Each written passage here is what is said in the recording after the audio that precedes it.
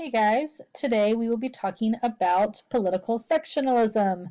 So basically, the whole point of this set of notes is to look at how the issue of slavery is causing sectionalism in politics. So we're really going to see how political parties are affected by this, how politicians are affected by the sectionalism over slavery, and then how there are some laws that are also going to affect more sectionalism as well. So let's first start off with the status of political parties in the 1850s.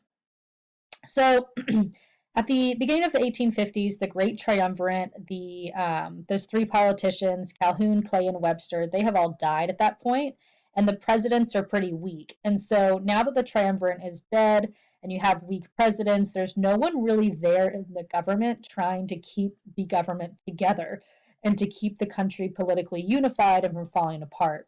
And we really see our political parties affected by this during the 1850s. So our two-party system is going to devolve into five political parties. So we'll start with what happens to the Whigs.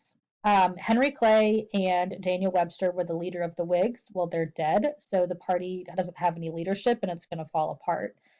So the first party that forms out of the Whigs is going to be the Free Soil Party. The Free Soil Party is anti-slavery expansion, so slavery can stay where it is. But the reason they don't want slavery to expand is because they want industry and factories to expand. So they kind of think like anywhere where there's slavery and plantations, you're not going to have factories. And because they are pro factory and pro industry, they don't want slavery moving into areas or agriculture moving into areas that would be good for factories. They are also pro-immigrant because they know that immigrants make up a large part of the factory labor force. Okay, so that's the Free Soil Party. Another party that forms during this time is called the American Party. They are also known as the Know Nothing Party, and I'll tell you why that is in a second. But their general ideas are they are anti-immigrant. So they're in direct contrast to the Free Soil Party on that point. They do not have one clear stance on slavery. There are pro slavery American Party members and anti slavery American Party members, but what they can all agree on is that they do not like immigrants. So the American Party was pretty secretive. They were only really open to accepting native born Protestant white members into their party. And because they were so secretive, they would have like secret handshakes and secret passwords and all this stuff. And if a person was asked if they were a member of the Know Nothing Party, they would say, I know nothing. So that's kind of where that nickname comes from. All right, and then our third party that's going to form out of the Whigs is called the Republican Party, which is probably a name that you recognize. But again, even though we're bringing up words like Republican Party, Democratic Party, it's important not to compare those to today's parties because they are not the same. They do not have the same beliefs. They are not arguing about the same things. So I know it's the same word, but get any ideas out of your head about today's political parties. All right, so the Republican Party of the 1850s, they are anti-slavery expansion and they are mostly abolition. What that means is that a lot of them didn't want slavery to exist anywhere, even where it was. They also like a strong central government instead of states' rights, and the most famous Republican Party member at the time was Abraham Lincoln. Okay, so now let's look at our Democratic Party. Democratic Party in general, they are the party of states' rights at the time, and what we really see that's happening to them is they're splitting along regional lines, which basically means north and south. So our northern Democrats, they want popular sovereignty to decide slavery, so like the states themselves could choose what they wanted for slavery in their areas. Their most, I guess, famous leader would be Stephen Douglas, who we'll talk a little bit more about in a second. He was from Illinois. He really wants to be president one day. But yeah, we'll get back to him in a sec. And then the Southern Democrats, they believe that slavery should just go anywhere, that the federal government doesn't have any right to ban slavery in any new or existing state or territory. So they think slavery should just be able to expand without any limitations. So I know we've talked a lot about the breakdown of political parties. Let's look at a graphic This is a really good visual of what's happening with parties from the beginning of our country to the 1850s. If you want to like take a screenshot of this or something, it's a great visual. But I kind of just want to focus here on this side over here. I put some of their beliefs as well, but what you can really see is that slavery over sectionalism, or sectionalism over slavery, is completely breaking apart the status quo, I would say, or this two-party system that we've had in the United States since the beginning of our country. You have many different parties, many of them have different ideas over slavery, and because you have so many different conflicting ideas, it's kind of no wonder that eventually you're going to see some type of crisis, which is going to be the Civil War. Okay, so remember I was talking about Stephen Douglas? He's a Northern Democrat. Well, he is going to write and pass, he's going to convince Congress to pass a pretty important law known as the Kansas-Nebraska Act, which is going to increase sectionalism greatly in the country. So some background here. There's a new transcontinental railroad that's proposed to go from the East Coast to the West Coast.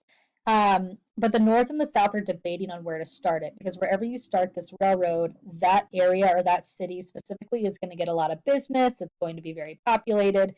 It's just going to be like a really popular place to live. And so the North and the South both want to have that railroad hub.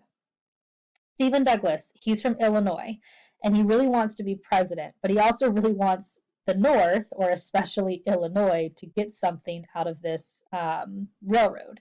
And so he's like, listen, I got to please those Southern senators if they're going to like me and support me for president. So here's what I'm going to do. I'm going to make the Kansas-Nebraska Act. Chicago, which is where Douglas was from, would get the railroad. So you would have a railroad that would start up here in Chicago and it would go out west. All right, so that makes the North happy. The South needs to be happy too, though. And so Douglas says, okay, listen, we'll take this area right here. We'll divide it into two new territories, Kansas and Nebraska. And people who are living there can choose what they want for slavery. It'll be up to popular sovereignty.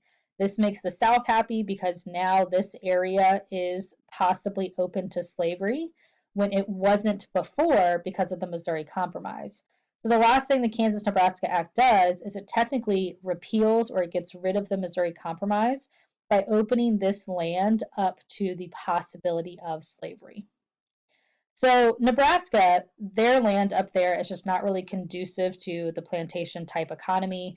The people there quickly banned slavery. But Kansas could possibly become a slave area. Its climate and its soil and stuff could be conducive to plantations. So Kansas is kind of up for grabs when it comes to popular sovereignty. I want to pause really quick. I know the Kansas-Nebraska Act has a lot going on in it, and so I want to just break it down again one more time. Number one, what does this act do? Well, it creates Kansas and Nebraska, and it says in these two areas, popular sovereignty are going to decide the future of slavery. All right, how does it repeal the Missouri Compromise from 1820? Well, this area, because it's above this Missouri Compromise line, should have been closed to slavery. It should have been free. But now, due to the Kansas-Nebraska Act, these areas could possibly become slave areas. Again, remember, Douglas wants to be president one day, so he's got to please all Democrats, North and South Democrats. So what do the Northern Democrats get out of the Kansas-Nebraska Act? Well, they get a railroad that starts in Chicago, and they like popular sovereignty, right? So they are going to be pleased with popular sovereignty in these two areas. All right, what does the South get? Well, they get this area that should have been closed to slavery. They get it opened up to the possibility of slavery through popular sovereignty in Kansas and Nebraska. All right, so we know that Kansas is kind of up for grabs right now, and it's going to rely on the people living there to vote on what they want for the future of slavery. And so what you see is that there are many pro and anti-slavery settlers running to Kansas to establish residency so they can vote in these elections to decide slavery. But you have all these people with such different beliefs living together, and it leads to violence. So in the 1850s, there's a span of several years of violence and bloodshed in Kansas, which becomes known as Bleeding Kansas. There are some examples I want to point out here. One is the sack of Lawrence. So you had pro-slavery and anti-slavery towns. Like Lecompton was the pro-slavery capital of Kansas. Topeka was the anti-slavery capital. Lawrence is right over here. Lawrence was an anti-slavery town, and it was attacked and looted. It was burned down. It was sacked, is where that word comes from. And in the process, one abolitionist was killed. Well, there's this man named John Brown. He's going to come up a lot in the next few days. John Brown is outraged, and he actually hears that there are more men that were killed, not just one. He thinks that there are 5 men that were killed. So he and his sons go to Pottawatomie Creek, which is down here, which is a pro slavery town, and he attacks and kills 5 men in front of their families. He drags them out of their house and he literally chops their hands off. Um, that's murder. And so he escapes for a while. He leaves Kansas with his sons, but he's going to come back up in a few years because he's known for something else too. But this is just a really good example of, sectionalism and violence and all of this stuff over the possibility of slavery in Kansas. Lastly, I do want to bring up violence in Congress. This incident is known as the Brooks-Sumner affair. Basically, what happens is you have this one senator, Senator Sumner, he criticizes a Southern senator, Senator Butler. He basically says, "Hey, Senator Butler, you're a pimp for the prostitute of slavery," which back then, and even, today would be like fighting words. Well, a guy who heard this speech was Butler's nephew, who was a representative. So Representative Brooks goes into the Senate chambers one day with a cane and starts just to attack and wail on Senator Sumner. He hits him multiple times. You can see in the background here, some of Brooks's supporters are holding back people who want to help Sumner. So he just goes to town on Sumner for multiple minutes. It ends up leaving Sumner with permanent brain damage. But what you see here is that both men kind of become heroes in their own regions. You have Brooks becoming a hero for the South. People literally sent him canes that had inscribed on them, "Hit him again." Like, that's how much they loved Brooks and what he did. And then Sumner becomes this hero for abolition in the North. So you really just see the Brooks Sumner affair, this also known as the Senate caning. It's just really representative of physical violence over slavery. And again, this is in Congress. Like, these are the most respected men in our country. And if they can't, peacefully and diplomatically resolve this situation, then there's kind of no hope for our country. Violence looks like it's going to be the way to go. So this is kind of directly foreshadowing the violence of the impending Civil War.